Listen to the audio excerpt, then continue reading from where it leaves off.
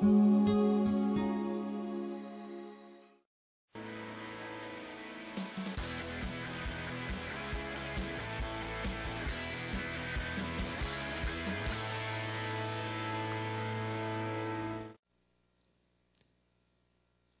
vamos passar a mensagem.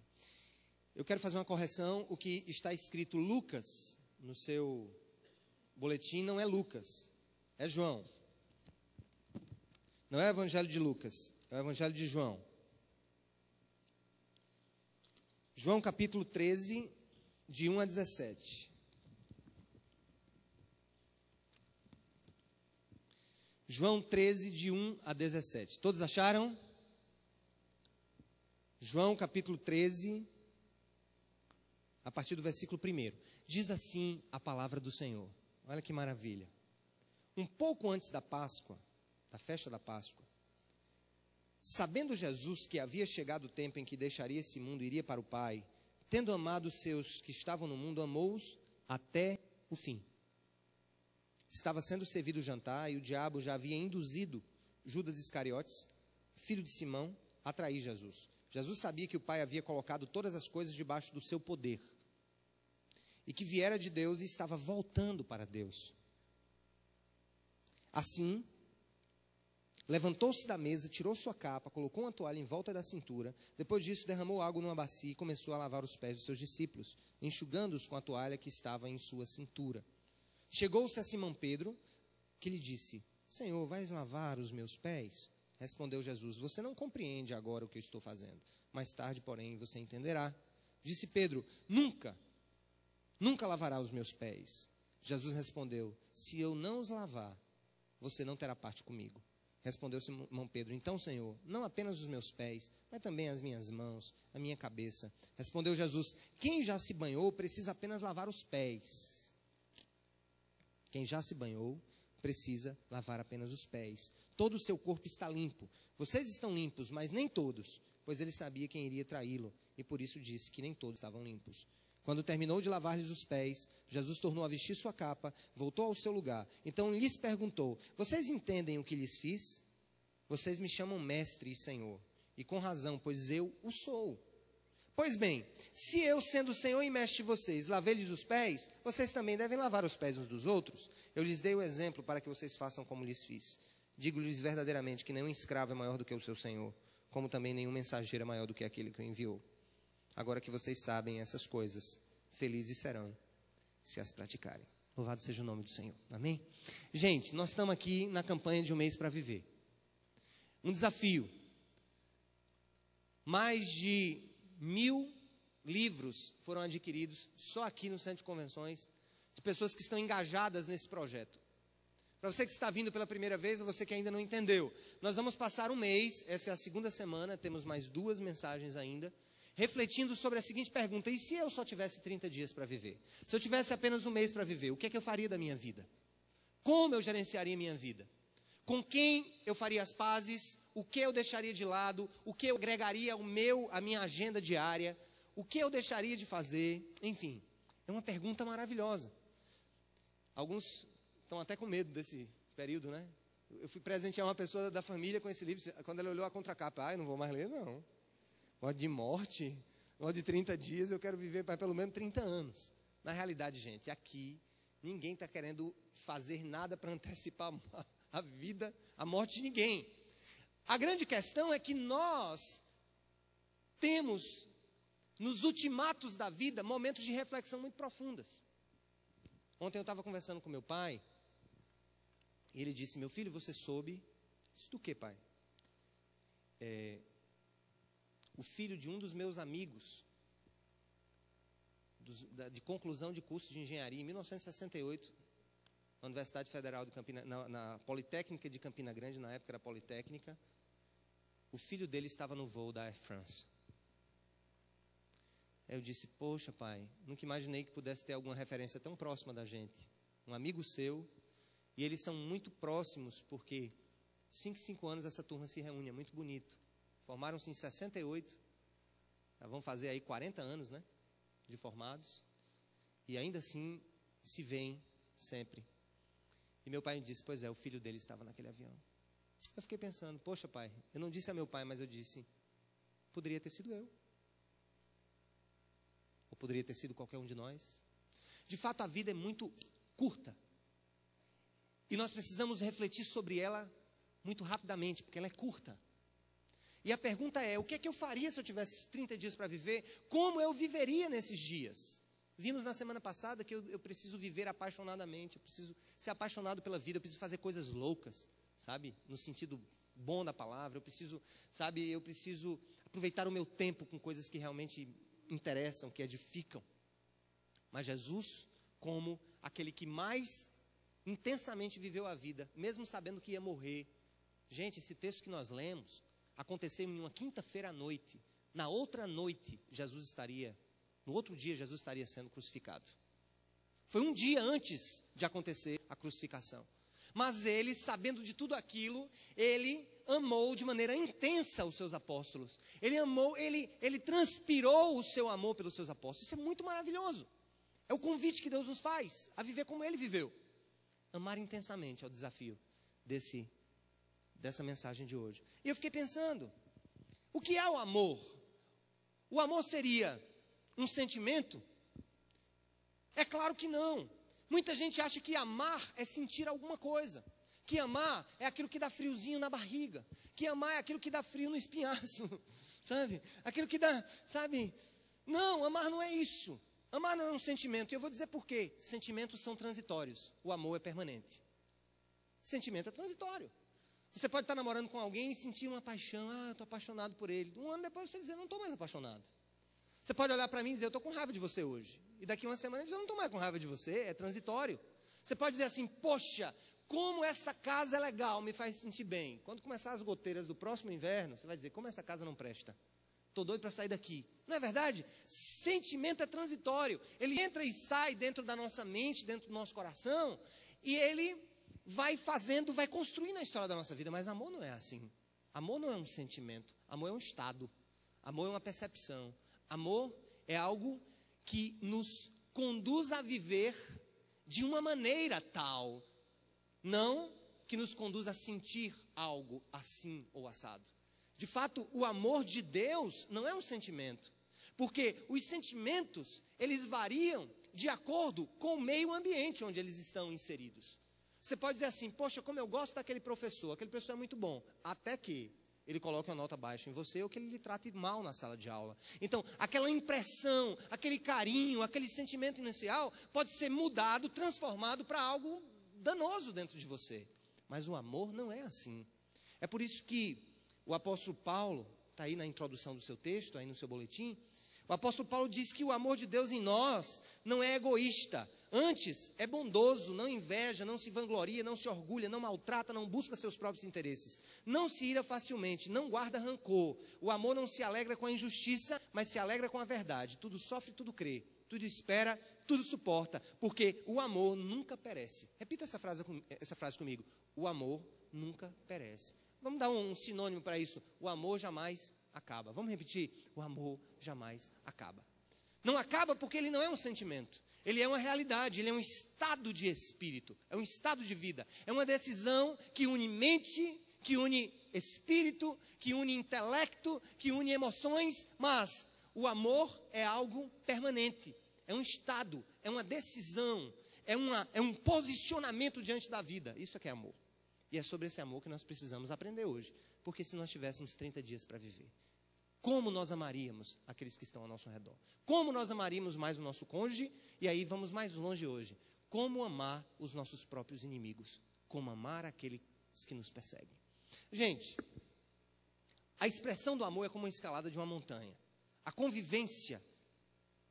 E aí os grandes arrependimentos que nós temos na vida, e eu falei sobre isso domingo passado, não são de negócios que nós não fizemos ou que nós fizemos. Como eu falei domingo passado, você vai ver um cara na UTI, entendeu? Dizendo assim, poxa, que pena, eu devia ter comprado uma casa de 5 quartos e não de 4. Você não vai ver ninguém falando isso. Você não vai ver ninguém na UTI dizendo assim, poxa, eu devia ter comprado mais um terreno naquele loteamento. Você não vai ver ninguém dizendo, que bom, eu devia ter mudado de carreira, eu devia, sei lá, ter viajado não sei para onde, ao invés de não sei para onde, não. Observe que o final da vida evoca dentro de nós crises e arrependimentos relacionados aos nossos relacionamentos. Relacionamentos. No final da vida a gente fala, poxa, eu devia ter tido mais tempo com meu filho, poxa, eu devia ter perdoado aquele meu primo, poxa, eu devia ter amado mais a minha esposa. Não é verdade, gente? Relacionamento é o que mais provoca arrependimento, remorso. E aí, para que a gente viva uma vida de amor genuíno, esse amor de Deus, a gente tem que escalar montanha todo dia. São várias montanhas que se colocam na nossa vida, que a gente precisa escalar para manter esse ideal. Primeira montanha, montanha dos mal entendidos. Montanha dos mal entendidos.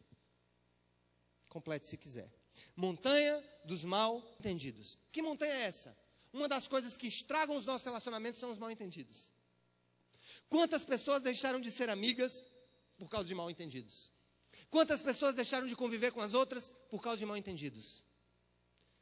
Não, fulano disse isso, não porque ciclano fez aquilo, não porque aquilo que eu escrevi para você naquele dia. E aí é interessante que os mal entendidos, eles quebram tanto a nossa possibilidade de amar, que nós precisamos entender que é uma montanha mesmo que a gente tem que escalar todo dia. A montanha dos mal entendidos. Toda hora a gente passa por isso. Eu não estou colocando aqui desculpa para os nossos erros. Eu estou falando dos reais mal entendidos. E que nós precisamos saber lidar com isso, gente. Nós precisamos ser mais adultos para saber lidar com os mal entendidos. Porque senão, nós perdemos a possibilidade de nos relacionar bem com todas as pessoas. Se somos extremamente sensíveis aos mal entendidos, nós não conseguimos dar um passo a mais, um passo à frente. Eu não sei se você hoje, talvez, para pensar um pouquinho. Será que hoje você não vive um processo de mal entendido em sua vida? Será que você hoje não rompeu um relacionamento por um mal entendido? Ou seja, você não quebrou a possibilidade de um relacionamento por causa de um mal entendido? A montanha dos mal entendidos. A segunda, a montanha do primeiro eu. Primeiro eu. Primeiro eu, segundo eu e terceiro eu mesmo. Se há uma coisa que milita contra o ideal do amor de Deus em nós, é o individualismo exacerbado que converge para a autoexaltação e a busca dos seus próprios interesses.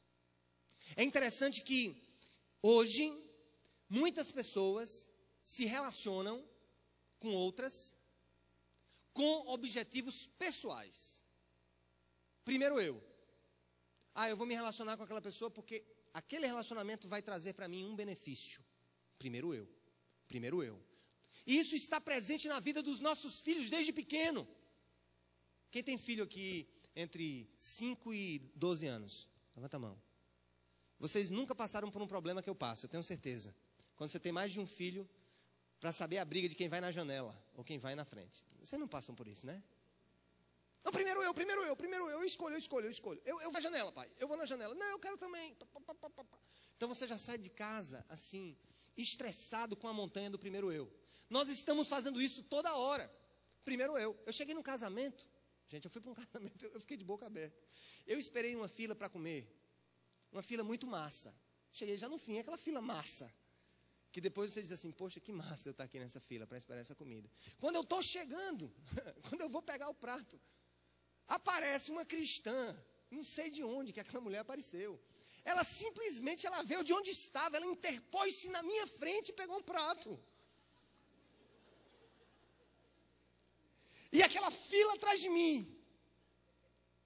Aquela fila atrás de mim, a mulher chegou. Entrou na fila e, comeu na minha frente. E eu tinha passado por uma fila grande, porque eu acho que passou na cabeça dela, esse povo que está na fila é tudo ralé. Entendeu? Então, primeiro eu que tenho que estar na fila. Primeiro lugar sou eu. Agora você veja, isso é uma senhora de uns 60 anos. Imagina quando isso tinha 10 anos de idade, meu amigo. A montanha do primeiro eu está em todo canto, meu amigo.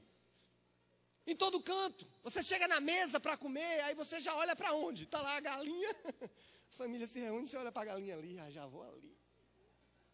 Pá. Um professor estava falando aqui no encontro que eu participei do Ministério Público. Muito interessante a fala dele. Ele disse que antigamente os filhos sentavam na mesa e tinham uma ideia na cabeça. O melhor pedaço vai ser para o meu pai. Ou para a minha mãe, não era assim?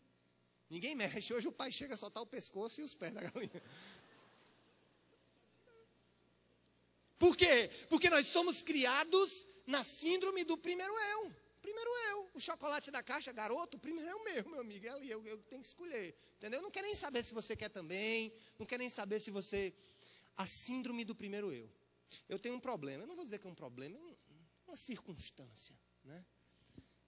Eu preciso dormir 8 horas por dia, no mínimo. Senão, eu tenho dor de cabeça. É batata.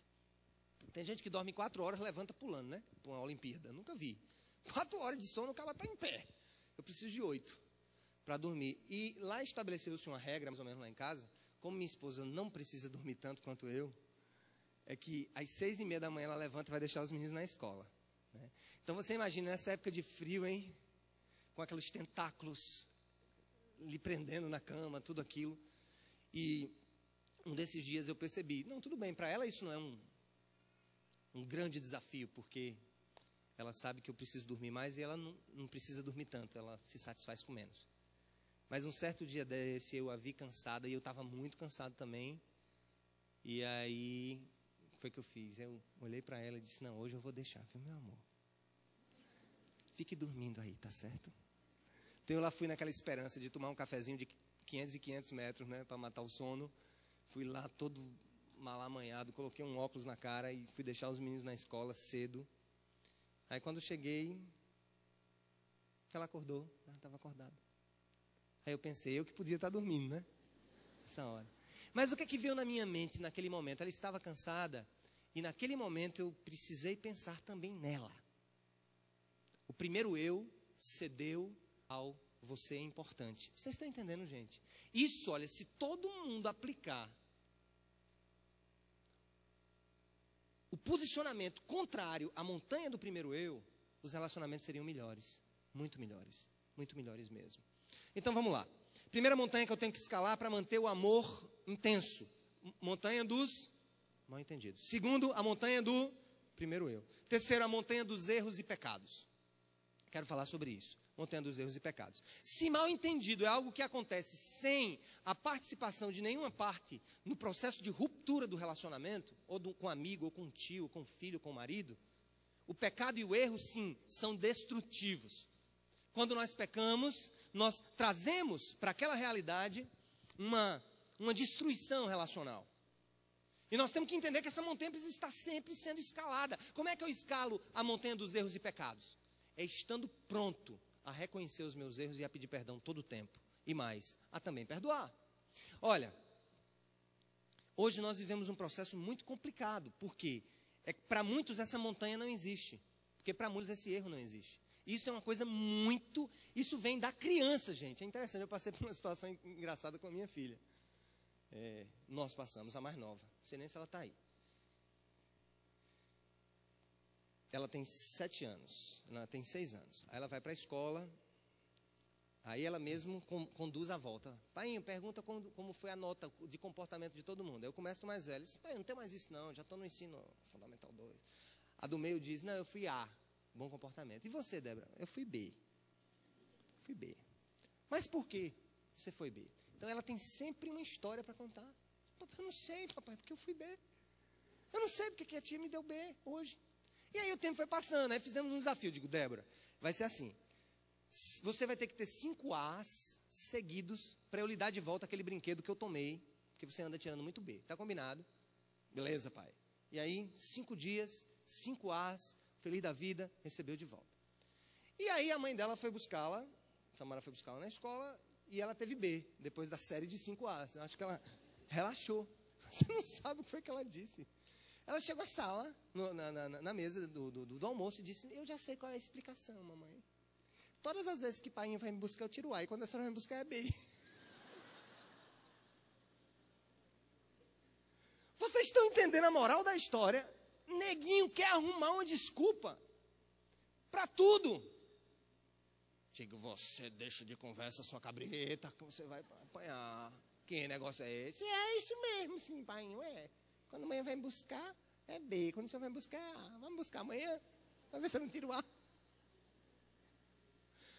Gente, a montanha dos erros e pecados. Como nós somos assim? Isso acaba com os nossos relacionamentos. Isso vem de pequeno. Nós precisamos escalar essa montanha. Quais são as 3 montanhas? Montanha dos mal entendidos, montanha do primeiro eu e montanha dos erros e pecados. Mas aí nós passamos para uma outra questão. O amor, por outro lado, precisa ser vivido através de algumas lindas realidades. Eu chamo essas lindas realidades, sabe de quê? Dos equipamentos que eu preciso usar para subir a montanha. Olha, eu não entendo nada de alpinismo, não entendo nada de rapel, nem me chame que eu não vou, mas uma coisa eu sei, uma boa escalada exige bons equipamentos, não é isso? Quem faz rapel, quem faz essas coisas? Vocês sabem que bons equipamentos nos possibilitam subir e descer com tranquilidade. E aí, vem algumas dicas bíblicas para que essas montanhas sejam escaladas, para que a gente ame aos outros intensamente e para que a gente olhe a vida com outros olhos. O primeiro dos equipamentos, o equipamento da aceitação. Aceitação. Aceitação. Qual é a base bíblica para isso? Romanos 15, 17, quando Paulo ensina: aceitai-vos uns aos outros, assim como Jesus Cristo os aceitou. O que significa isso? O que é aceitação? Algumas pessoas podem achar que a aceitação é você ter aquela omissão diante do pecado do outro. Não é isso. Aceitação não é omissão diante do pecado do outro. Aceitação não é você dizer: meu filho é assim mesmo, ele bate na minha cara todo dia, o bichinho. Foi criado desse jeito, violento. Tadinho, vem meu filho, bata de novo. Isso não é aceitação, isso é omissão. Aceitação é um processo de compreensão muito simples, mas que nós tornamos muito complexo, de que as outras pessoas não são iguais a nós. O seu marido não é igual a você, nem a sua esposa é igual a você, nem o seu filho é igual a você. 3 filhos, 3 realidades. 3 gêmeos, 3 cabeças. Você já viu isso? Às vezes 3 gêmeos, cada um é de um jeito. Cada um tem uma perspectiva. Cada um pensa de uma maneira diferente. Cada um age de maneira diferente. Nós somos, gente, um mosaico. Um mosaico de complicações e de opções pessoais, e de jeito pessoal, de personalidade. É interessante que nós, muitas vezes, casamos e nós queremos fazer a transferência da forma com a qual Deus nos fez para o nosso cônjuge, ou a transferência daquela forma para o nosso amigo, ou transferência daquela forma para o nosso irmão. Não sei se você já teve essa oportunidade. Pegue um bolo, asse o bolo em uma forma, uma receita boa na época junina. Asse um bolo numa forma redonda. Após, pegue o bolo redondo e encaixe-o em uma forma retangular. O que é que vai acontecer com o bolo? 2 coisas. O bolo vai ser decepado nas pontas, e o que couber dentro da forma vai ficar sobrando espaço. Porque o meu marido é assim. Tem gente que reclama do marido. Meu filho, eu não entendo você, meu filho. Eu assisto um filme e eu bolo de rir. Ou senão, aí tu fica calado, rapaz, com uma cara séria. Eu morro de chorar, meu filho. E olho para você, tá você rindo, meu filho. Como é que pode isso? Isso é uma insensibilidade. Esse homem não tem coração. Esse homem é assim. Eu fiz uma pergunta no primeiro culto que eu me espantei. Você sabia que tem gente que chora? Aliás, tem gente que chora achando graça? 10 pessoas levantaram a mão no primeiro culto. Vamos fazer a conta aqui. Quantas pessoas aqui choram achando graça? Levanta a mão. Ixi, que é gente, meu Deus. 1, 2, 3, 4, 5, 6, 7, 8, 9, 10. Não, levanta mesmo. Esse povo que está com a mão levantada chora achando graça. Aí você vai dizer: é doido. É maluco. É maluco. Quantos aqui, quando estão passando por uma crise muito grande, que está uma discussão, não consegue falar nada, fica calado? Aí o cônjuge diz: fala alguma coisa, nojento, abre a boca, rapaz. Fala alguma coisa, diz alguma coisa, você não vai dizer nada. É interessante como isso acontece nos relacionamentos. Eu vou falar um pouco do meu relacionamento, né? Estou expondo a minha casa, abrindo aqui a minha casa.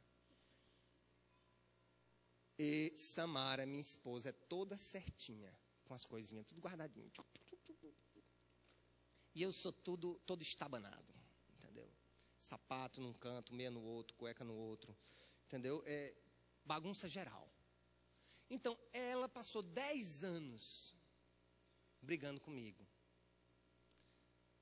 Mas amor, é porque eu me esqueço, amor. Mas amor, e coisa e tal, vai pra cá. Outro problema que a gente tem é que eu vou pro banheiro e esqueço de levar a toalha.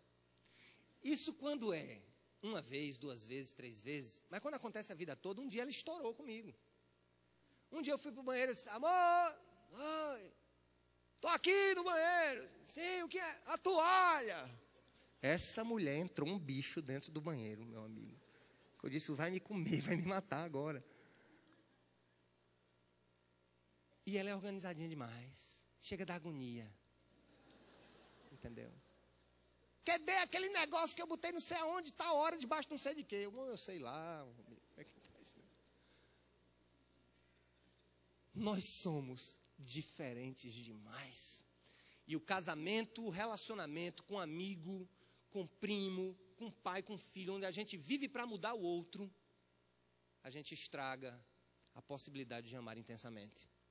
Isso não é uma desculpa para que você seja bagunçado o resto da vida, nem que você seja certinho o resto da vida. Eu acho que com o cruzamento das tintas, ela ficou menos estruturada e eu fiquei um pouco mais estruturado nesse processo. Gente, nós precisamos entender que não existe amor sem aceitação.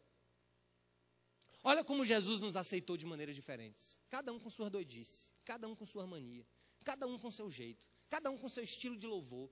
O cara reclama porque o outro levanta a mão e começa a gritar, aleluia, glória a Deus, Senhor. Aí diz logo assim, você é um doido, homem, pelo amor de Deus.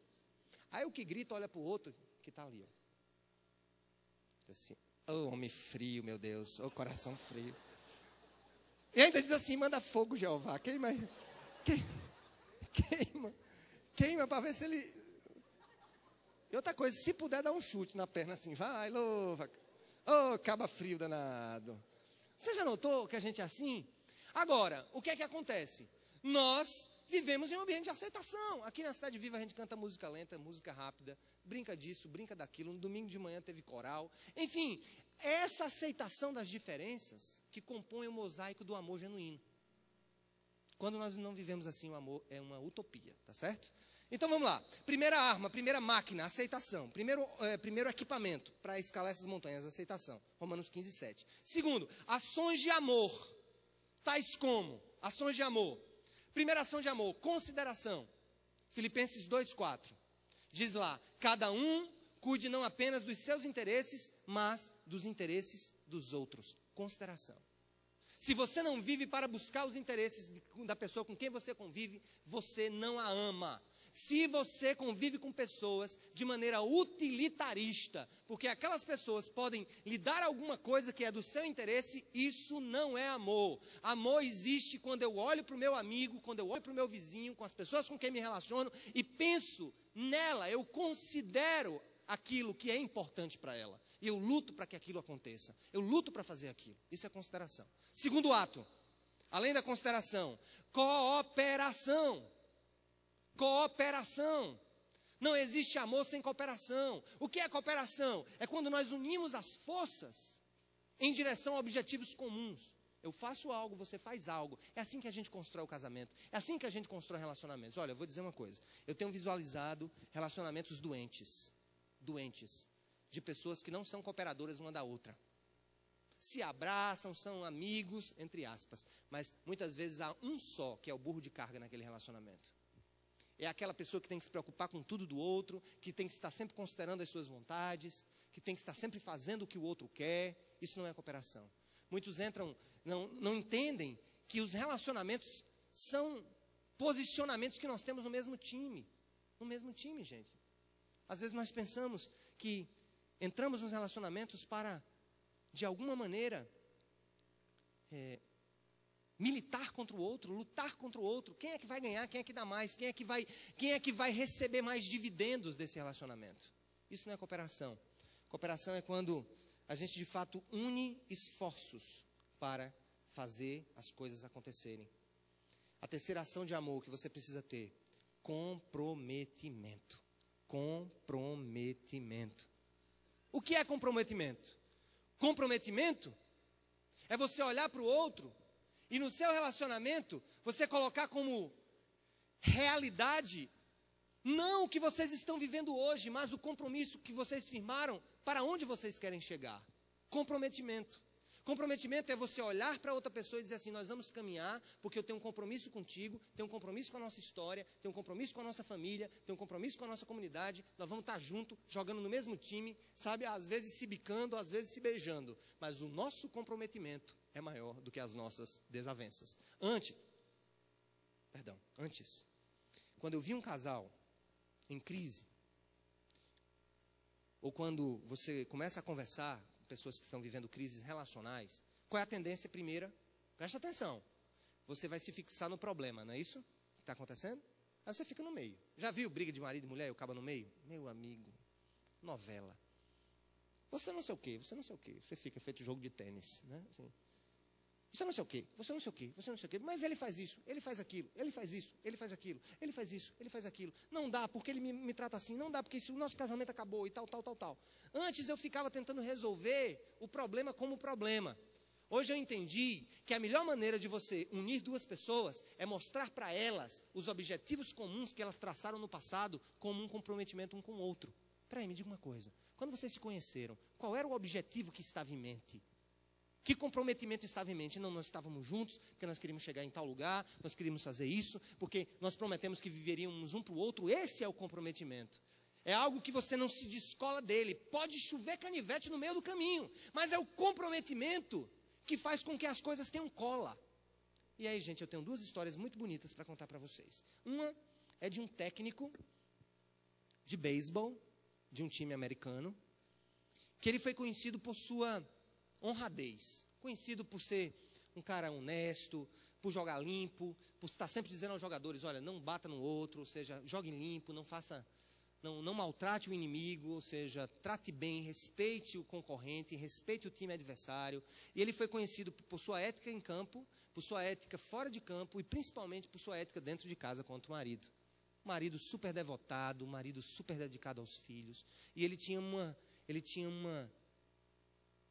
como é que eu poderia dizer? Ele tinha um exercício anual onde ele reafirmava o compromisso que ele tinha com a mulher, o comprometimento.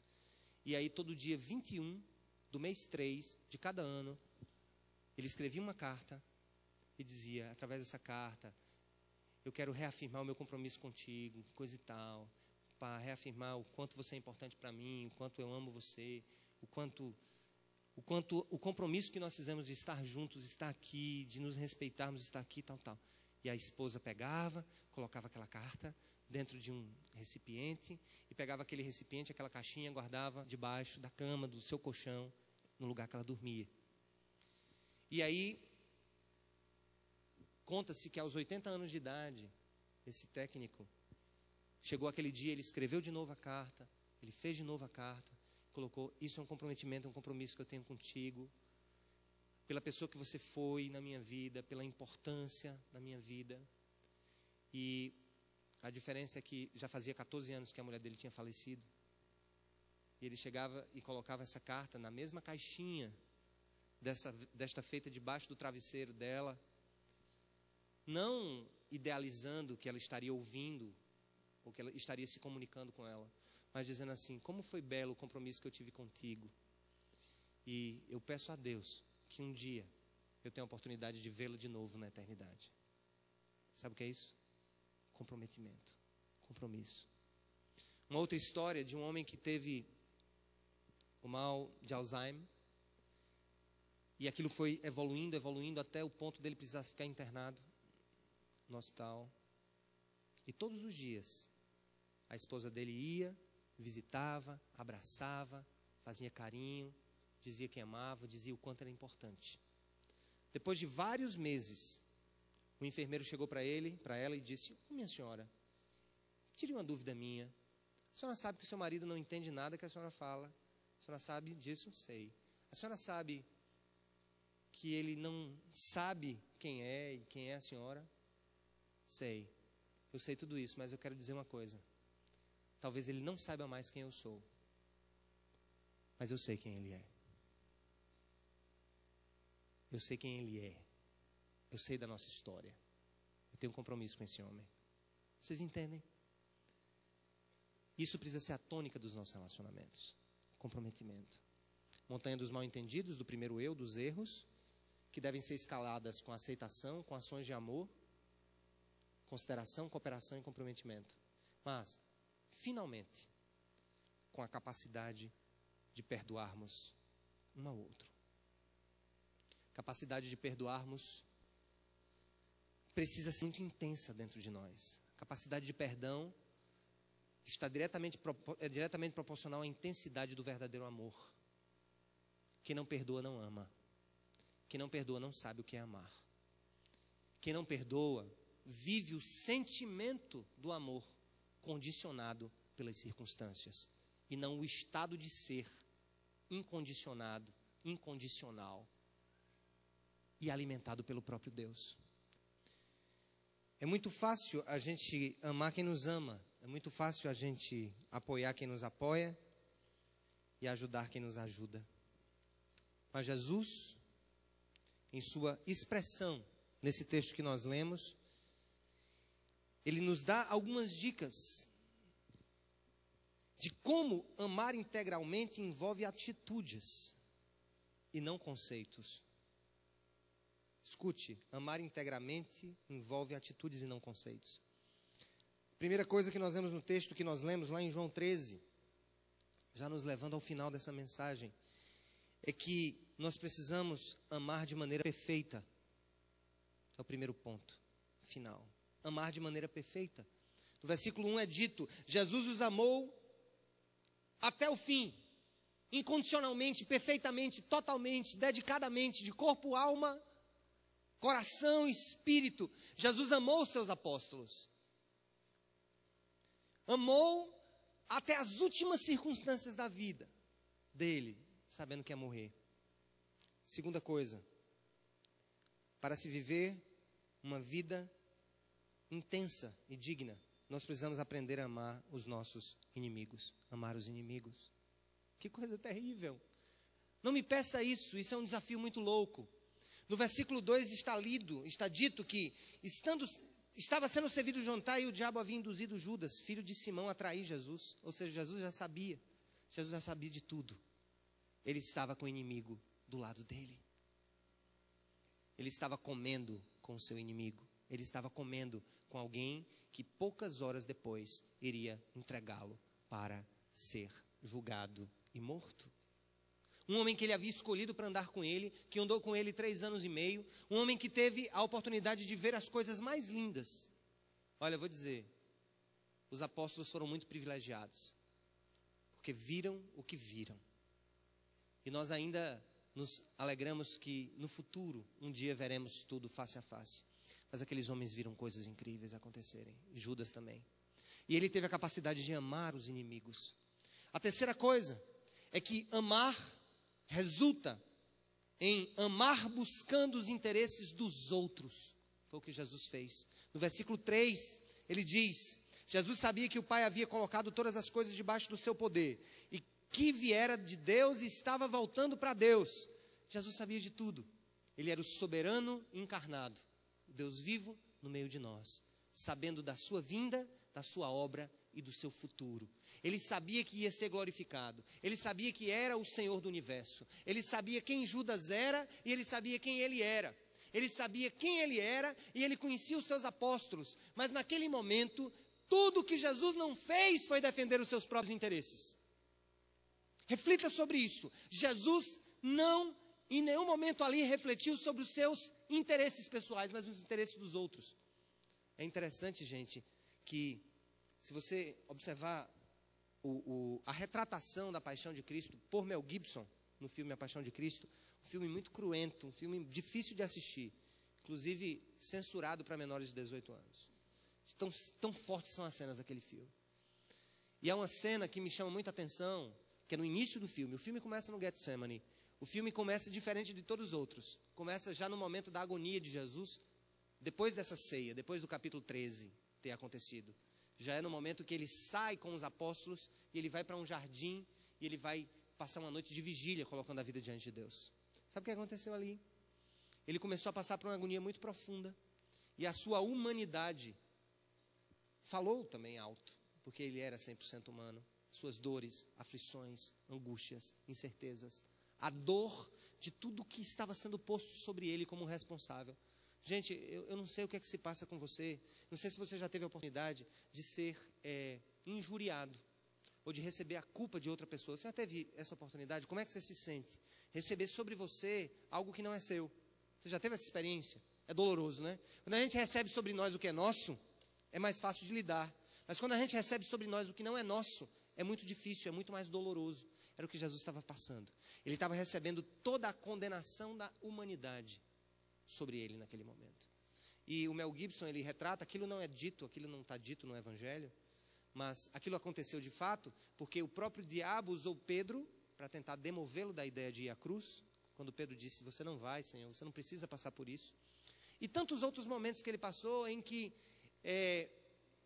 a necessidade de ir até a cruz para atender o interesse alheio poderia ser tirada do coração de Jesus. Houve tentativas disso. Mas Mel Gibson trata isso na figura de uma mulher, de rosto branco, representando a morte, representando o inferno, representando o próprio Satanás, coberta de preto e dizendo, olhando para ele, para que você vai fazer isso? Para que você vai fazer isso? Está vendo que o que você está fazendo? Ninguém suportaria a dor de toda a humanidade sobre os próprios ombros.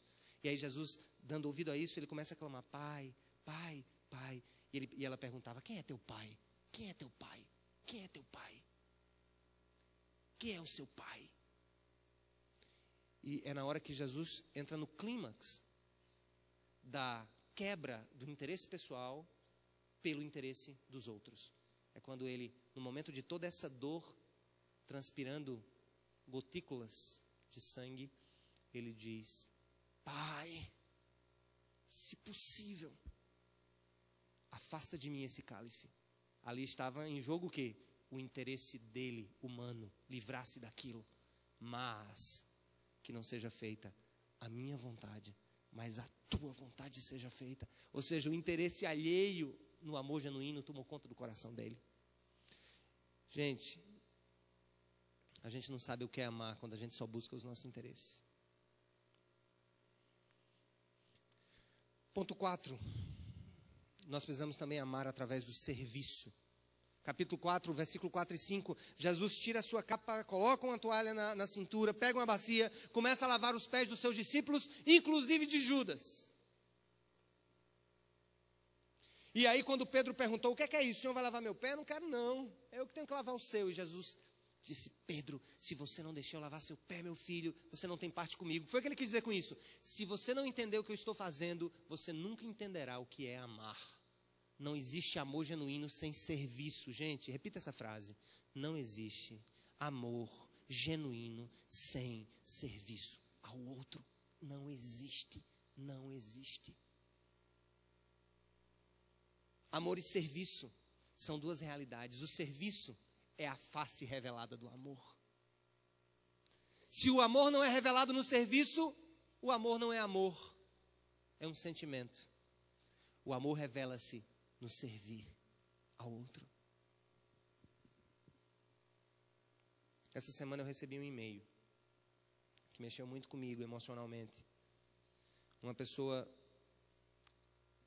escreveu um e-mail anônimo para a nossa comunidade, tecendo críticas assim absurdas a respeito da comunidade, ao nosso respeito, a respeito do que nós valorizamos aqui enquanto criatividade, enquanto tecnologia, enquanto, enfim, tudo que a gente puder fazer de melhor para Deus e para os outros.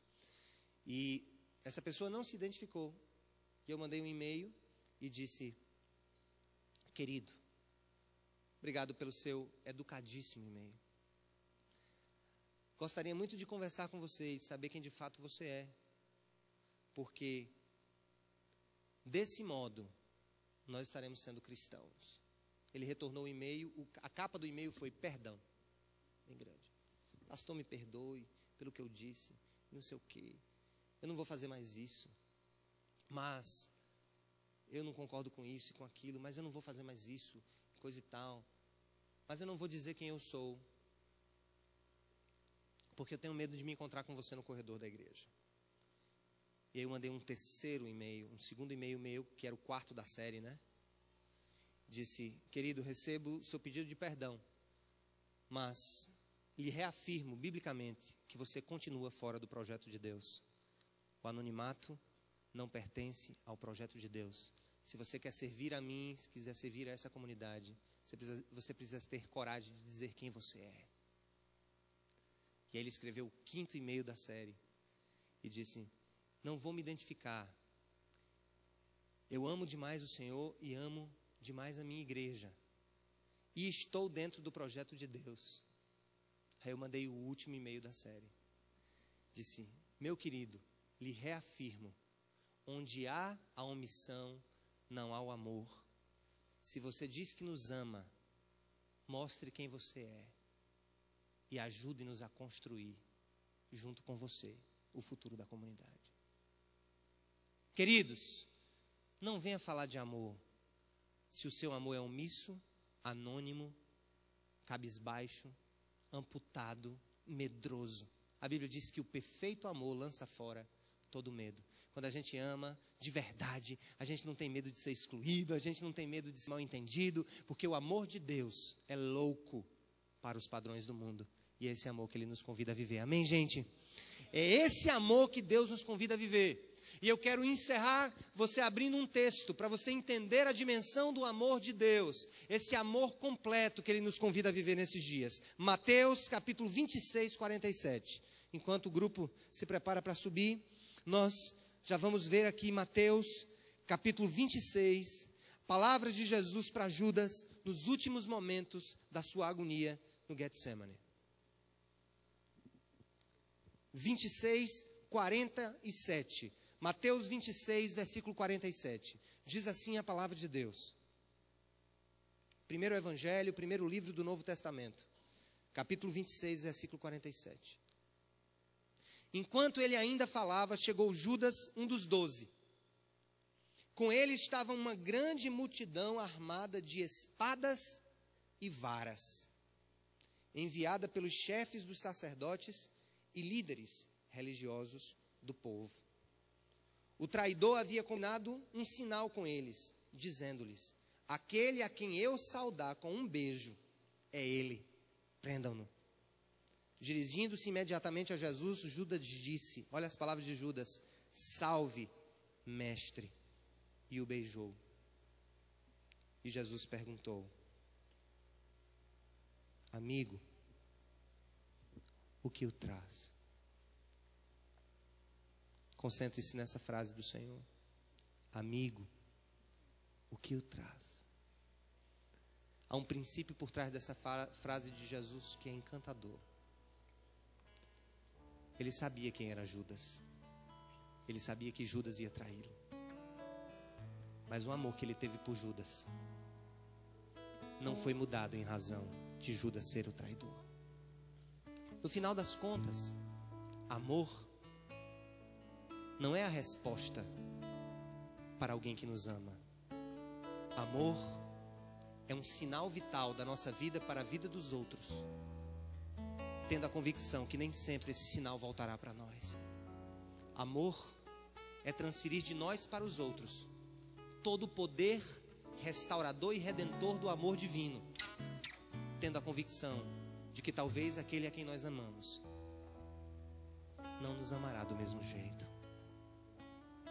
Porque quando nós amamos, nós dizemos para aqueles que não nos amam: amigo, o que te traz aqui?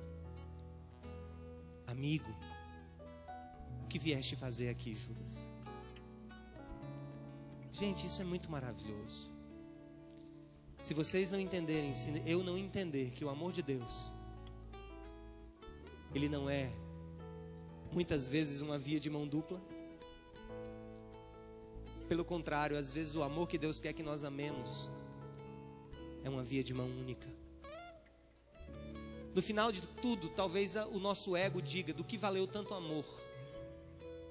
A sua resposta vai ser: o meu amor valeu, não pelo que o outro fez em troca, mas quando eu amo, eu me assemelho a meu Senhor, aquele que me ama mais do que qualquer pessoa nesse mundo. Por isso, marido, ame a sua esposa. Esposa, ame o seu marido. Filho, ame os seus pais. Pais, amem os seus filhos. Amem os seus amigos e amem os seus inimigos.